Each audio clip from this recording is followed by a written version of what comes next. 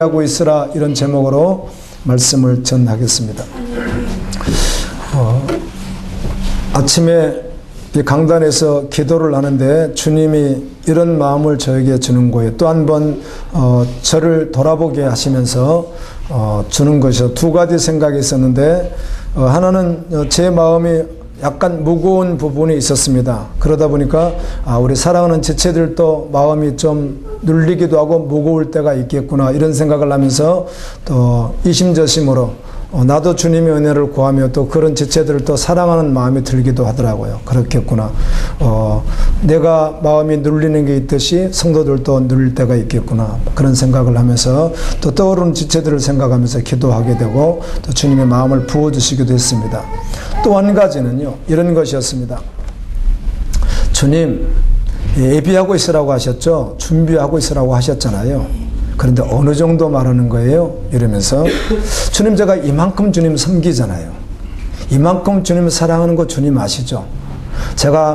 제가 제 잣대로 말할 수는 없겠지만 그래도 한 70% 가까이는 주님 사랑하는 것 같고 70% 가까이는 주님을 섬기는 것 같은데 30%도 꽤 되지도 않는 그것을 조금 내가 다른 걸 좋아한다고 해서 주님 저 이해해 주시는 거죠? 그래도 주님 저 들림 받을 수 있죠? 저 구원 받은 거 맞잖아요. 그래도 제가 70 이상은 제 생각에 이상은 주님 사랑하는 것 같고 주님을 섬기는 것 같은데 사실은 왔다 갔다 하지만 약간 20여 % 정도는 내가 조금 세상을 이렇게 취하는 것들도 있는데 예수님 차마 그것 때문에 저 문 닫아놓고 모른다고 하지 않으시겠죠? 혼자 이렇게 말을 하는데 주님이 주시는 마음은 이런 마음이었습니다. 그런 거 저런 거 말고 말이야. 너 나 전부로 사랑해다와 주님이 아멘. 그렇게 저에게 들렸어요. 그렇게 타협하지 말고 그런 거 말고 그냥 너 전부로 나 사랑하면 안 되겠니? 아멘입니다. 나는 너를 위해서 십자가에서 피를 흘려주었다고. 그리고 나는 너를 그렇게 사랑했다고. 나는 하루에 전부로 너를 사랑했다고. 그런데 너 그렇게 말하지 말고 예수님 그거 좀 이해해 주시죠. 그렇게 하지 말고 타협하지 말고 그냥 전부로 나를 좀 사랑해 주면 안 되겠니? 이런 마음이 저에게 들었어요. 아멘입니다. 그래서 나누고 싶었습니다.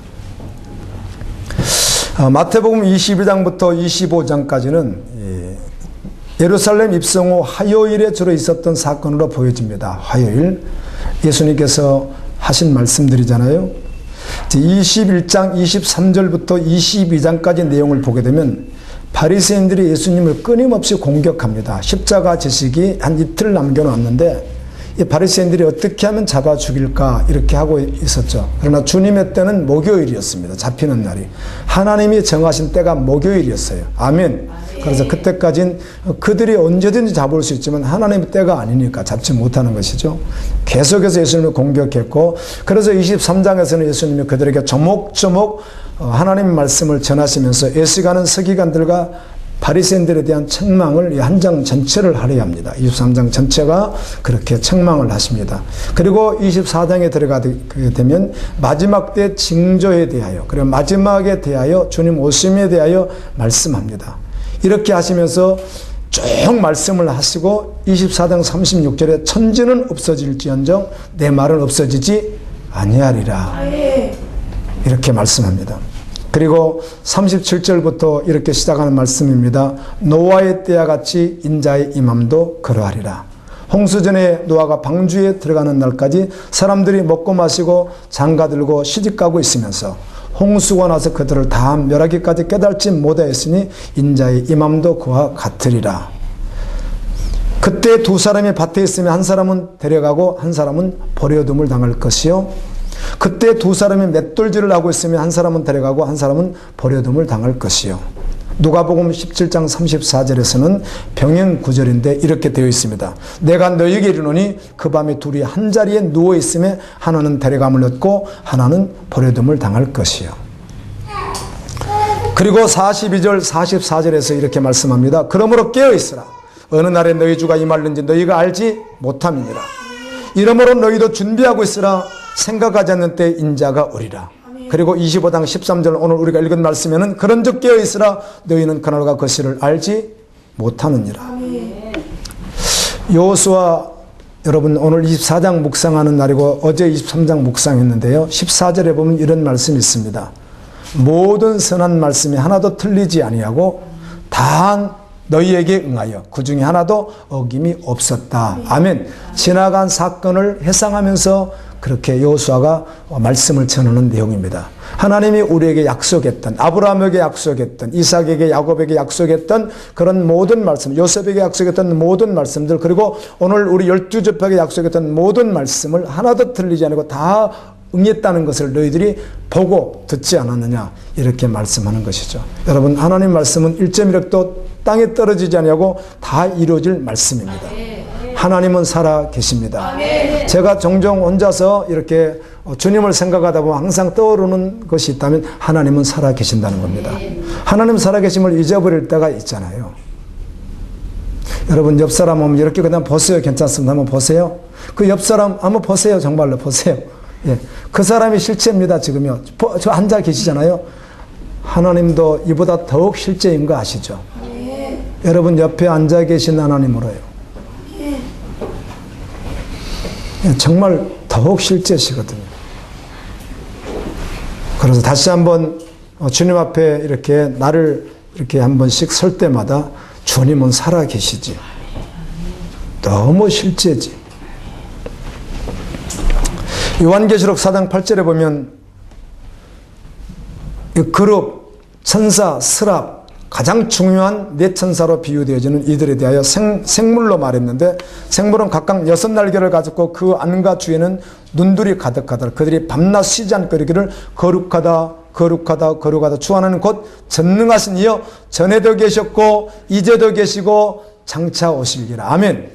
이 말에 대하여 9절에는 그 생물의 보호자에 앉으사 세세토록 살아계신 이에게 영광과 존귀와 감사를 올려드리매. 아멘. 예, 전에도 계시고 이제도 계시고 세세토록 계시고, 요한계시록 15장 7절에서는 영원토록 살아계신 하나님. 아멘입니다. 아멘. 하나님은 영원토록 살아계신 분입니다. 아멘. 그리고 여호와 경외함, 여호와 예비함을 많은 것으로 표현할 수 있겠으나 모든 상황 속에서 그분을 인정하는 것입니다. 아멘. 골로새서 1장 말씀을 함께 묵상하는 시간이 있었는데요. 골로새 지역의 성도들은 복음을 통하여 말씀을 듣게 되는데 하늘에 쌓아둔 소망을 그들이 듣게 됩니다. 너희를 위하여 약속하신 하나님의 소망이 있다는 것입니다. 하늘나라에. 이것을 듣게 돼요. 그걸 들으니까 믿음으로 살게 되는 것이에요. 그리고 이들의 믿음에 대하여 거룩한 믿음과 성도 간의 십자가의 사랑이 있었다고 말합니다. 하늘에 쌓아둔 소망에 대하여 복음을 듣고, 와! 하늘에 소망이 있구나. 이 사실을 아니까 거룩한 믿음으로 달려가고. 아멘입니다. 그리고 성도들 간의 십자가의 사랑을 서로 실천하게 되었다고 하는 말씀이 있습니다. 소망을 오직 살아계신 하나님께 두었습니다.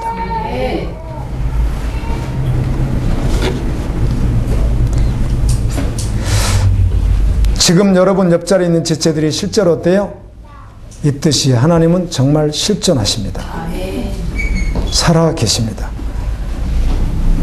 그래서 히브리서 9장 14절은 이렇게 기록되어 있습니다. 하물며 영원하신 성령으로 말미암아 흠없는 자기를 하나님께 드린 그리스도의 피가, 예수님의 피가 어찌 너희 양심을 죽을 행실에서 깨끗하게 하고 살아계신 하나님을 섬기지 못하게 하겠느냐. 아멘. 그분은 살아계시며 살아계신 그분이 보내주신 아들 예수 그리스도의 보혈의 피가 어찌 우리를 죽을 행실에서 깨끗하게 하여 살아계신 하나님을 섬길 수 없게 하겠느냐. 섬길 수 있게 하겠다는 것입니다. 마태복음 24장 25장에서는 예수님은 그날을 예비하고 있으라, 준비하고 있으라, 이 말씀을 하고 계시는데 네 가지 비유가 있습니다. 그날을 준비하라는 말씀 가운데, 이 준비하라고 하는 말씀 가운데 준비한 자가 있고 준비하지 못한 자가 있는데, 첫째는 준비하지 못한 자는 불신자가 되겠죠. 두 번째는 신자 가운데도 있겠죠. 그런데 이 비유 말씀을 통해서만 보게 되면 우리가 이제 더 생각해서 불신자는 당연히 준비하지 못한 자라고 생각할 수 있으나, 이 네 가지 비유를 통해서 알 수 있는 것은 교회 안에 있는 교인들에게 주는 말씀이에요. 다 알고 있었다는 것이에요.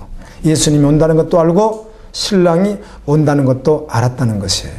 아멘. 그런데 준비한 자가 있고 준비하지 못한 자가 있다. 준비한 자, 준비하지 못한 자에 대하여 이분법적으로 교회 안과 교회 밖을 구별해서 교회 안에 있으면 준비하는 자이고 교회 밖에 있으면 준비하지 못한 자라고 다는 아니겠으나 그런 어떤 그런 틀 안에서 이 말씀을 보게 된다면 매우 크게 오해하는 것입니다. 그래서 많은 설교자들이 오해할 수 있는 부분입니다. 교회 안에 있으면 준비된 자고 교회 밖에 있으면 준비하지 않은 자고 아닙니다. 오늘 네 가지 비유는 어떻게 해석을 하느냐에 따라서가 아니라 네 가지 비유 전체가 동일하게 알아요, 예수님을. 아멘. 교회를 알아요. 그런데 준비한 자가 있고 준비하지 않은 자가 있습니다. 이 네 가지 비유는 이렇죠. 24장을 충성스러운 사람이 있는데 이는 누구인가? 때를 따라 양식을 내어주는 자, 때를 따라 뭘 내어주는 자는 복음으로 사는 자. 아멘. 복음을 가지고 있는 자, 복음을 전하는 자, 복음으로 살아가는 자, 복음을 주는 자를 말하는 거예요. 충성된 자. 그러나 악한 자는 어떤 자였습니까? 더디어 올 거야. 그래서 허랑방탕하면서 살아가는 자가 악한 자였다. 두 번째는 기름 준비입니다. 오늘 말씀과 같이 다섯 천절은 지혜로운 다섯 천절로 기름을 준비했고, 이 번역이 미련이라고 번역을 했잖아요. 그렇죠? 예, 미련한 다섯 천년은 준비하지 못했다. 이렇게 말하고, 세 번째는 5달란트, 2달란트 받은 자는 받아 충성스럽게 열매를 맺었는데 1달란트 받은 자는 맺지 않고 하나님은 아주 안악한 자요. 이런 식으로 하나님을 생각하면서 마지막 때 열매를 맺지 아니하고 뭐라고 하니까 변명만 막 늘어놓는 거예요. 내가 이럴 수밖에 없었어요. 내가 좀 그런 것이고요. 이렇게 변명을 늘어놓는 자. 역시 그는 들림받지 못한 자. 그리고 네 번째는 오른편에 있는 양과 왼편에 있는 양인데, 오른편에 있는 양은 십자가의 사랑을 실제로 어때요? 살아가는 거예요. 아멘. 그런데 왼쪽에 있는 자들은 십자가의 사랑을 살아가지 않는 염소였다는 것입니다. 이렇게 예수님이 네 가지를 이렇게 예수님이 분석해서 비유로 말씀해 주셨습니다. 최근에 읽은, 다 읽지 않았고요. 읽고 있는데 그냥 재밌어요. 어떤 선교사님이 읽으라고 추천을 해줘서 잡아서, 요즘엔 추천해 준 책들이 있어서도 안 읽을 수가 없어가지고요. 좋은 책들이 몇 권 읽어야 됩니다. 그래서 읽게 되었는데 제목이 이렇습니다. 요나와 꼬마 벌레. 이게 이제 요나서가 1장부터 4장까지 되어 있는 말씀을 이 사모님이 되시는 분이요. 외국에 계시는 그 사모님이 이 요나서를 보다가 아주 은혜롭게 주님이 두신 마음으로 받은 은혜를 이렇게 책으로 쓴 내용인데 정말 아주 성경적이고 저는 아주 내용이 아주 굉장히 깊더라고요. 요나와 꼬마 벌레, 이런 내용입니다. 연못에 많은 벌레들이 이렇게 모여서 잔치를 하고 있는데, 먹보벌레, 막 먹기만 하는 벌레도 있고, 투덜이벌레, 그냥 끊임없이 투덜투덜 불평하는 벌레도 있고, 아주 느린보 벌레도 있고, 아주 날쌘 벌레도 있고, 아주 또 여러 종류의 벌레, 엄마 아빠 벌레도 있고 그러는 거예요. 근데 그 중에서 가장 작은, 어떻게 보면 보잘것없는 벌레가 꼬마 벌레인 거예요. 가장 적고 보잘것없는 벌레가 꼬마 벌레예요. 하늘에서 편지가 왔다는 거예요. 근데 아무도 읽질 못해요, 그거를. 그래서 책벌레가 왔어요. 그래서 책벌레가 이 내용을 읽어주는데, 무슨 내용이냐면 하느님께서 벌레 한 마리를 준비해 두셨다, 이렇게 써졌다는 거예요. 도대체 누구를 준비했다? 벌레는 벌레인데 누구를 준비했다는 것인가? 다들 이제 궁금한데 결국 밝혀지기를, 하나님께서 그 준비한 벌레가 있고 그 벌레에게 한 명령이 뭐냐면 니느웨로 가라. 여러분, 이스라엘에 있었던 벌레가 니느웨까지 가려면요, 기어서 가려면 어떻게 되겠어요? 이건 뭐 말이 안 되는 이야기죠. 하나님이 하십니다. 아멘. 그 내용에도 보면 하나님이 하신다, 뭐 이런 내용들이에요. 아멘. 예, 벌레가 기어서 언제 거기를 가냐고요. 걸어가는 것도 아니고. 그것도 가장 보잘것없는 벌레가. 그런데 나중에 어떻게 이 편지가 누구에게 왔느냐면 그 꼬마 벌레에게 왔다는 사실을 모두가 알게 되었어요. 와, 꼬마 벌레에게 온 거예요. 그리고 꼬마 벌레가 주어진 사명이 무엇입니까? 니느웨에 가서 요나가 즐거워하는 박농코를 어떻게 하라고? 갉아버리라고. 이게 이제 하나님이 하신 거예요. 여러분, 맞습니다. 우리 편에서 우연이라고 생각하는 수많은 사건들이 하나님 나라 편에서 보면, 하나님 편에서 보면 우연이 있습니까? 없습니까? 없습니다. 이것도 믿음으로만 받을 수 있는 내용이에요. 정말 하나님의 뜻, 계획이 얼마나 치밀하고 상상할 수도 없는 아멘입니다. 이만한 칩안에 수백만 권의 책을 넣는데 주님은 이만한 칩안에 수억 종 권도 더 넣어버리시는 아멘입니다. 상상할 수 없는 그분의 지혜와 그분의 능력으로 계획하신 일들이요, 우연이 아니라는 겁니다. 우리 생각이면 뭐예요? 우연일 것이에요. 여러분, 모든 상황을 우연으로 보는 거죠. 주님 앞에서 믿음으로 봐야 됩니다. 그러면 문제가 됐을 때 주님 앞에 엎드리면 되고, 아멘. 달려가면 힘있게 달려가면 되는 것이고요. 모든 상황에서 주님은 말씀하시는 분이거든요. 우리가 깨어서 조금만 정신 차리면 모든 상황에서 주님은 말씀하십니다. 격려하시고 위로하시고 책망하시고 권면하시고 아멘입니다. 네. 꼬마벌레가 온 편지였어요. 꼬마벌레가 이제 떠나야 되는데 가장 걱정은 엄마 아빠를 떠나야 된다는 것이었고, 꼬마벌레니까. 그리고 그 먼 길을 가야 되잖아요. 이게 재밌어서 재밌게 이야기를 하게 되네요. 그리고 벌레를 누가 잡아먹습니까? 새들도 막 잡아먹고 그렇잖아요, 벌레들이. 그래가지고 그 내용에 보게 되면 니느웨에 가면 좋은 벌레가 많다고 해가지고 새가 날아가서 잡아먹으려다 없어가지고 막 탈탈 굶고 왔다 뭐 이런 내용도 써있고 그래요. 그러니까 이 벌레가 가면 그냥 당장 잡아먹겠죠. 그러니까 그런 이제 무서움, 뭐 수많은 그 다양한 두려움, 그 다음에 무서움, 이런 것들이 뭐 아주 배경에 쫙 깔려있는 것 아니겠어요? 그런데도 불구하고 벌레는 그 떠납니다. 아멘? 제가 다 안 읽었다고 했잖아요. 책을 다 읽고 난 다음에 입으로 해드릴게요. 그런데 결론은 그 내용 속에서 어떻든 요나는 어떤 모습으로 좀 등장하죠? 예, 불순종하는 모습으로 등장하기도 합니다. 이 작가는 욥기서 12장 7절 10절을 이렇게 해석된 내용으로 성경을 이렇게 기록해 놨더라고요. 서문 앞에다가 이런 내용입니다. 예, 성경입니다. 욥기서. 그러나 이제 짐승들에게 물어보세요. 그것들이 여러분을 가르칠 것입니다. 왜 그런가 하면 짐승들은 본능으로 사는 것 같아도 절대적인 하나님에 대해서 그것을 알고 있다는 것이죠. 하늘의 새들에게 물어보세요. 그것들이 알려줄 것입니다. 공중에 나는 새들이 알려줄 거예요. 예수님이 이런 말씀하셨죠. 공중에 새를 보라. 심지도 않고 거두지도 않냐도 내가 먹이고 입히지 않느냐 그랬잖아요. 아멘. 그래서 그 새를 보면 와! 하나님 살아계시구나. 그래서 그 새들이 말한다는 것이죠. 땅에게 물어보세요. 그것들이 여러분들을 가르칠 거예요. 땅이 또 얼마나 정직합니까? 심는 대로 거두잖아요. 한 권의 책을 여러 명이 읽고 난 후에 이제 세어링을 하죠.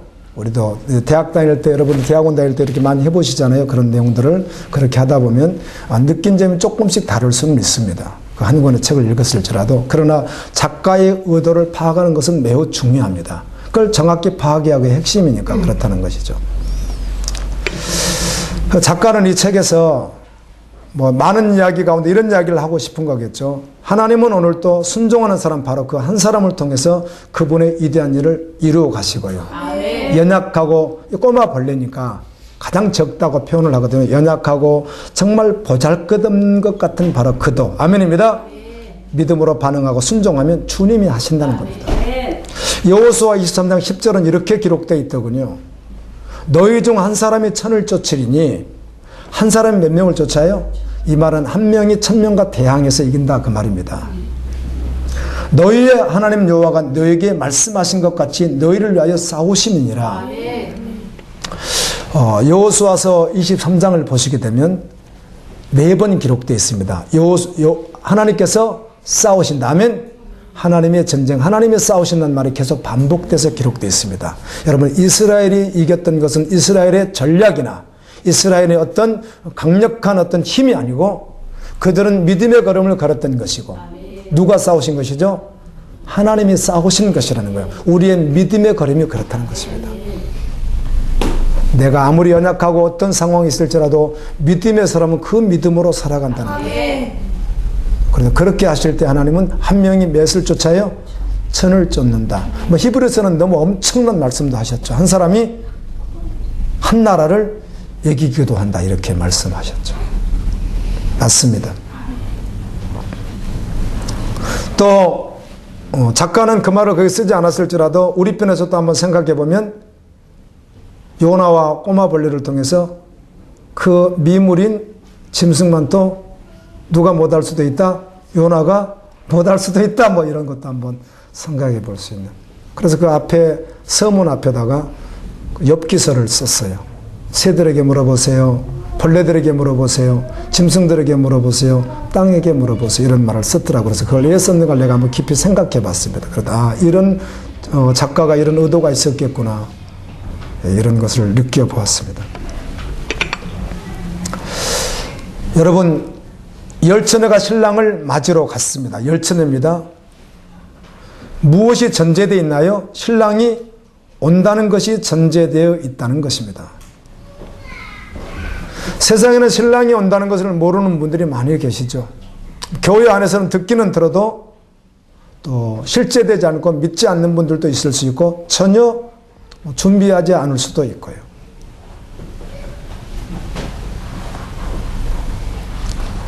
교회 안에 미련한 다섯 처녀와 같은 사람들이 있다는 것입니다.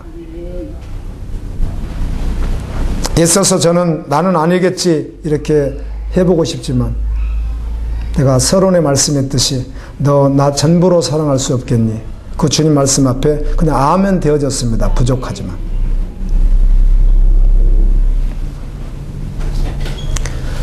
오늘 말씀에 보면 기름을 준비하지 않은 자는 예비하지 않았기에 깨어있지 않았기에 어린 양의 혼인잔치에 들어가지 못했다고 말합니다.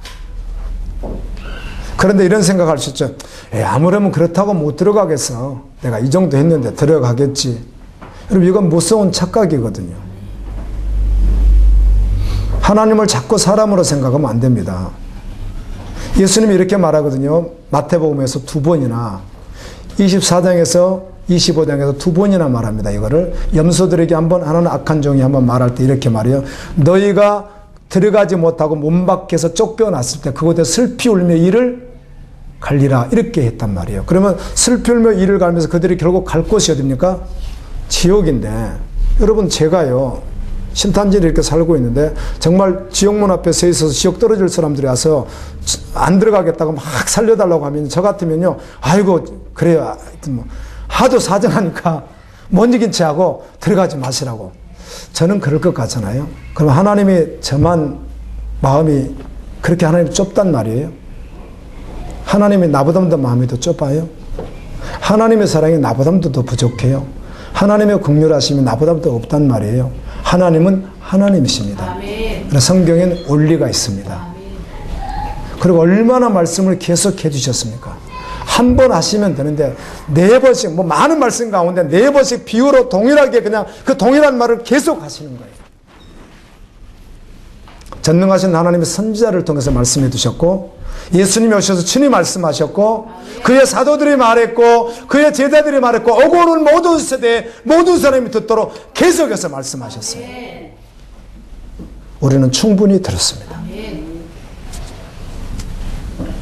주님은 지금도 말씀해 주십니다.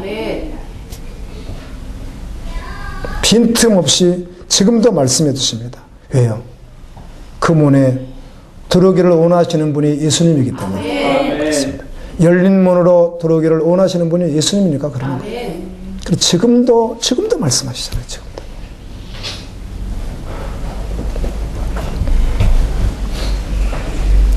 말씀의 원리가 있어요. 그래서요. 하나님은 하나님이시거든요.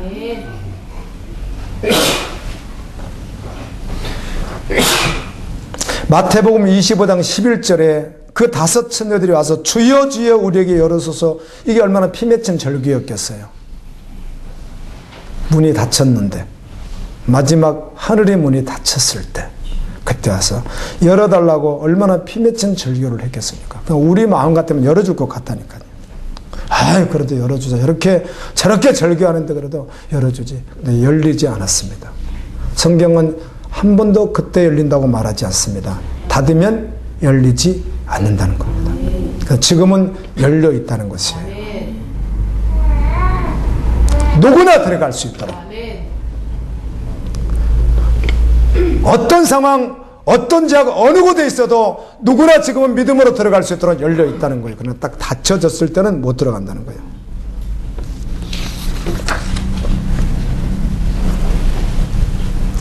예수님은 우리에게 주여 주여 하는 자가 들어가는 것 아니라 뜻대로 하라고 말씀하시면서 좁은 문으로 들어가라고 하시더라고요. 우리 이 찬양을 다 좋아하시더라고요. 나이가 드신 분이나 안 드신 분이나 믿음이 우리가 평가할 수 없지만 믿음이 많다고 하는 분이나 적다고 하는 분이나 다 좋아하는 찬양이 주님 다시 오실 때까지는 찬양이에요. 그 찬양을 다 좋아해요. 그게 이 가사하고 곡이 이렇게 우리 정서적으로 잘 맞나 봐요. 주님 다시 오실 때까지 나는 이 길을 가리라. 아멘. 아멘. 주님이 그 길을 계속 가라고 지금도 응원하고 계세요. 예수님의 설교를 복음서를 통해서 특별히 모든 말씀이 예수님의 말씀이지만 복음서를 통해서 예수님 직접 음성을 한번 들어보세요. 예수님을 따르는 자에게 끊임없이 주님이 끊임없이 하신 말씀이 무엇이죠? 진심으로 따르는 것도 중요하겠지만 어떻게 따르라고요? 전심으로 따르라고요. 정말 전심으로 따르라고.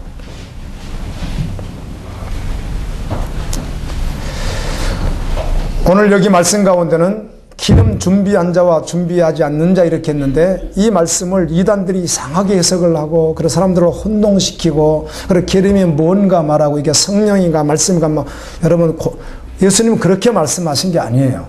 경우에 따라서 우화적으로 알레고리칼로 해석할 수도 있습니다. 경우에 따라서. 그런데 너무 쉽잖아요. 예수님이. 이 말씀만 한 게 아니니까 계속 주님이 하신 말씀이에요. 기름 준비가 뭐라는 거예요.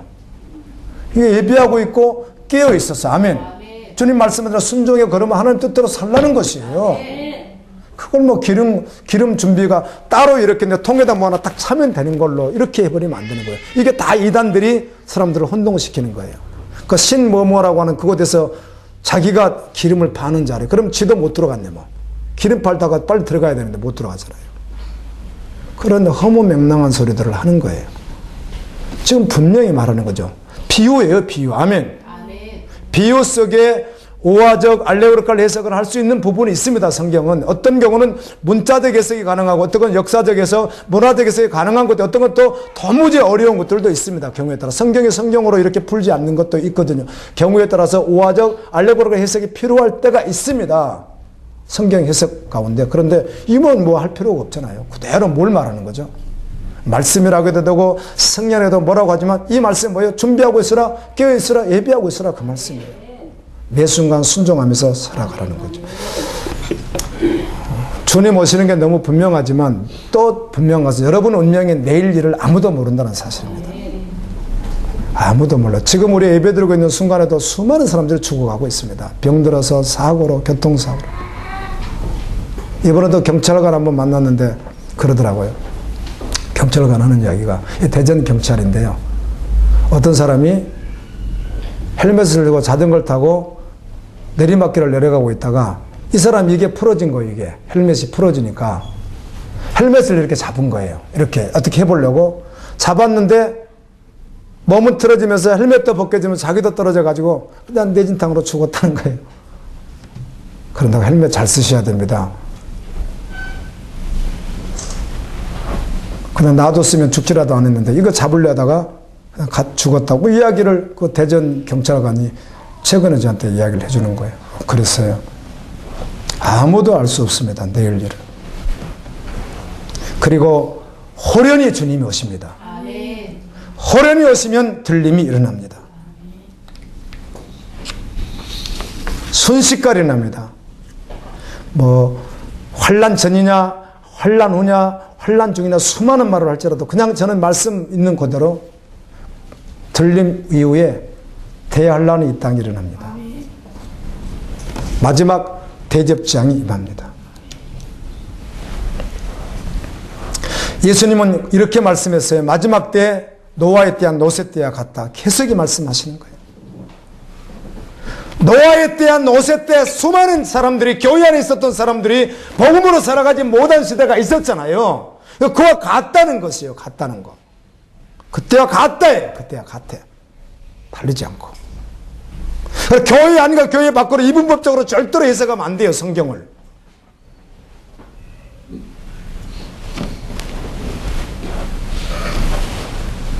여러분 목회자도 주님 오심을 기다리는 믿음이 실제되지 않으면 죄에서 자유롭지가 않습니다.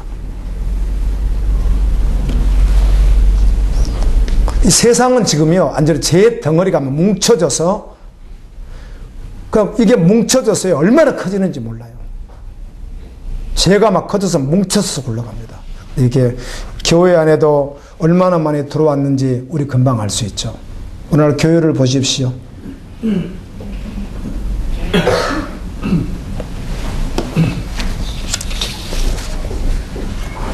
열처녀의 비유의 시작은 마태복음 24장부터 시작합니다. 12제자와 함께 성전에서 나오는데 제자들이 성전을 가르칩니다. 예수님 성전 정말 너무 화려하죠.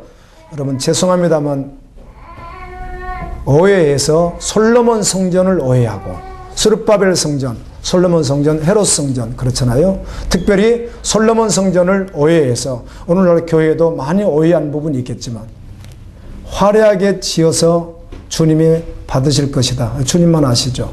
그래서 세상도 환영하지 않고요. 주님이 그렇게 환영하는 게 아니에요. 우리는 내면을, 아멘. 내면을 화려하게 하는 것이 아니라 우리의 신앙의 내면 중심을 주님 앞에 온전히 드리는 교회가 되어야 될 것입니다. 아멘. 아멘. 그 사람의 말이나 그 사람의 행동이 그 사람이 아니잖아요. 무엇이 그 사람이죠?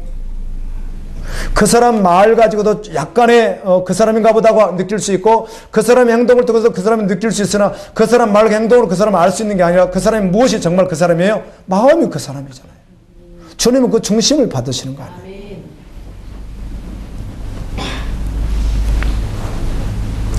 이런 대화를 나누신 후에 베드로, 야고보, 요한이 따로 예수님과 함께 이렇게 있었는데 그때 묻습니다. 예수님, 그럼 마지막 때 징조에 대해서는 말씀해 주십시오. 어떤 일이 있겠습니까? 그때 첫 번째로 했던 말이 많은 사람들 내가 그리스도라 이렇게 해서 미혹하게 될 것이다. 그래서 사람의 미혹을 조심해라 이렇게 했고 두 번째는 민족이 서로 대항하고 나라가 싸우고 곳곳에 기근과 지진이 일어난다 이렇게 말씀했고요. 세 번째는 세상으로부터 너희가 미움을 받을 것이라고 했어요. 여러분 오해하지 마세요. 반드시 꼭 미움을 받아야 되나 그런 의미가 아니라 정말 복음으로 정말 걸어가면 세상이 이해하지 못하는 거예요. 그래서 미움이 있다는 거예요. 여러분들이 주변에서 교회 안에서도 괜찮아요. 너무 치우쳤어. 저 사람 아주 저 사람 좀 잘못 믿는 것 같아. 저 사람 저렇게 광신도처럼 저렇게까지 자신을 다 들여서 저게 뭐야. 혹시 이런 말 들어보셨어요? 이런 말 듣고 사셔야 됩니다. 아멘. 아니 이렇게 비정상적인 걸 말하는 게 아니에요. 가정도 내팽개치고 그걸 말하는 게 가정도 아름답게 하고 아멘. 가족도 아름다운 사랑이 있고 그리고 직장을 어디 가든지 동일하게 그리스도의 냄새가 풀폭 풍기고 그런데 오직 뭐예요? 오직이었어. 그래 다 해요. 다. 물질이고 생활 시간 다. 그러니까 세상을 봤을 때 저렇게도 어떻게 하려고 저렇게 하나. 저 준비도 안 하고 저 사람 뭐야 저거. 잘 믿는 것 같긴 한데 너무 광신도야 저 사람. 나중에는 변론할 수도 있죠. 너무 극단적인 것 같으니까. 이런 말을 들어보셨느냐고 질문하는 것입니다. 그렇게 들어보지 않았다면 여러분 점검해야 됩니다. 아멘. 그렇게 들어보셔야 되잖아요. 네 번째는 거짓 선지자가 많이 일어나 사람들을 미혹하게 되겠으며 다섯 번째는 불법이 성함으로 사랑이 식어진다는 거예요. 사랑이 식어진다. 여러분 그냥 보여지는 그런 사랑 말고요. 저도 기도하면서 지체다 이런 기도를 했습니다. 하나님 그냥 일반적으로 안녕하세요. 아이고 반갑습니다. 이런 모여서 좀 대화 정도 이런 사랑 말고요. 정말 진짜 사랑 말이에요. 아멘. 제가 이 설교를 그분이 오늘 또 들으실지 모르겠네요. 그걸 듣다가 물질적인 이야기를 제가 한번 했더니요. 여러분 1,000만 원을 어렵게 가지고 있는데 그 1,000만 원이 정말 그 지체는 필요한 거예요. 긴급하게 진짜예요. 이게 어떤 정말 아무래도 그거는 그 사람이 필요한 거예요. 그게 그랬을 경우에 쉽게 플로잉할 수 있겠습니까? 이런 도전을 제가 한번 했더니 우리 지금 카페 밑에 댓글에 보면 한번 쫙 찾아보고 그걸 지금도 안 지우고 놔뒀습니다. 어떤 분이 지책 올려놓은 건데 그 설교를 듣고 주님이 도전을 주시는데 자기 믿지 않는 어떤 친척 가운데 어떤 분이 수술을 해야 되는 상황이 와서 약 5천 정도가 필요했는데 우리 집을 팔아서 그 돈을 주게 되었고 지금 집이 없습니다. 그 댓글이 있습니다. 내가 그분을 서울에서 만났습니다. 내가 부흥회하러 갔더니 그분이 부부가 찾아오셨더라고요. 2번 내가 부흥회로 갔을 때 한 번 찾아오셨더라고요. 그때 얼굴 봤어요, 제가요. 예, 그런 분도 만나봤어요. 와, 세상.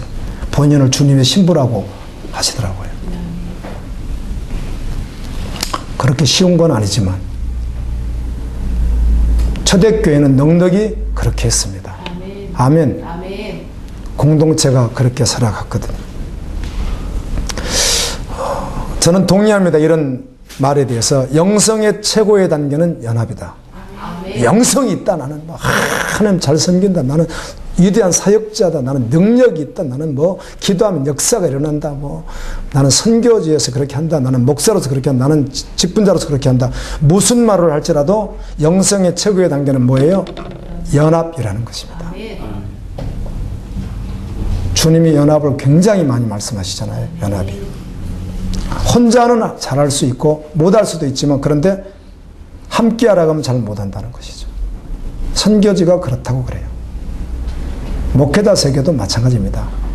요즘에는 많이 달라졌는데요. 수년 전만 해도 행사 안 하면 누가 기도할 것인가, 누가 축사할 것인가, 설교하는가 아주 머리통 터지게 싸워야 됩니다.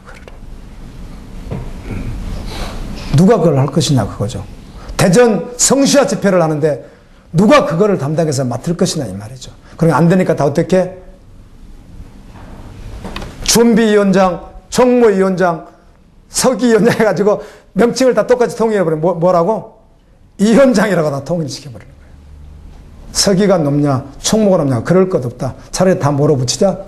위원장 하나 붙이자. 목회자들이 보는 신문에 늘 나오는 주제인데요. 그렇습니다. 하나님의 뜻이 아니라 자기 뜻을 이루려고 하고요. 아멘. 하나님이 원하시는 뜻이 있는데 그걸 위해서 연합해서 조건 없이 연합해서 가야 되는데 자기 뜻을 이루려고 하는 것이죠. 연합이 잘 될 수가 없는 것이에요. 정말 최고의 영성은 연합인 것이죠. 연합은 무엇으로 가능하죠? 주님이 화목하셨잖아요. 아멘. 본인의 십자가 피를 흘리심으로 우리를 하나님과 화목시키셨잖아요. 자기 희생이라는 용어보다는 하나님이 미랄되지 않으면 연합이 어렵기 때문에 그래서 최고의 영성은 연합이다. 나가 아닌 누구죠? 지체가 되는 것이죠. 그리고 하나님의 영광이 되는 것이고 하나님의 뜻이 먼저라는 것입니다. 우리가 오해를 많이 합니다. 요즘엔 그렇게 많이 오해하지 않습니다. 과거에 그랬지. 저도 오늘 이 메시지를 준비해 놓고요.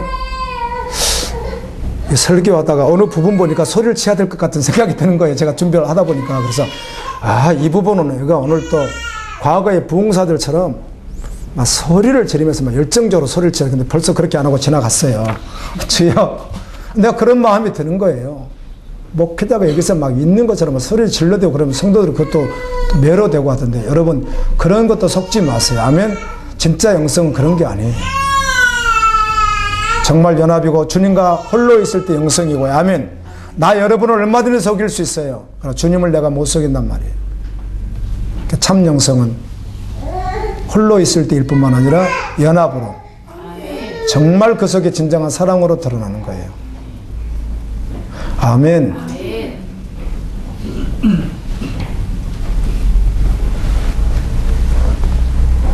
여섯 번째는 무화과나무 비유를 말했고 일곱 번째는 노아의 때와 같다고 말씀하셨습니다. 예수님은 그날에 대하여 수없이 말씀하셨어요. 끊임없이 말씀했습니다. 그래서 오늘 메시지의 핵심이 무엇이에요? 깨어 준비하라는 것입니다. 깨어서 준비해라. 당시 결혼 문화를 통하여 예수님은 깨어있어 준비하라는 말씀을 하신 거예요. 당시 결혼 문화를 통해서 비유로 하신 거예요. 다 알아들을 수 있는 말씀이었어요. 주님께 초점 집중하고 전보로 나가라는 것이에요. 언제나 주님의 말씀에 순종하여 달려가라는 것이에요. 이 사실을 온 세상에 알리며 아멘입니다. 선교적 존재로 중보적 존재로 온 세상에 알리며 그리고 자신도 그것이 실제되어 살아가는 것이에요. 이렇게 준비하는 거예요. 자나깨나 주님 오실 그날을 사모하며 내 뜻이 아닌 하나님 뜻이 내 뜻이 되어 달려가는 그 은혜. 오늘 또 주님이 또 한 번 말씀해 주셨습니다. 우리를 응원해 주셨습니다. 그렇게 달려가는 믿음의 종들 되기를 예수님의 이름으로 축원합니다. 같이 말씀 기억하면서 한번 기도했으면 좋겠습니다. 정말 얼마나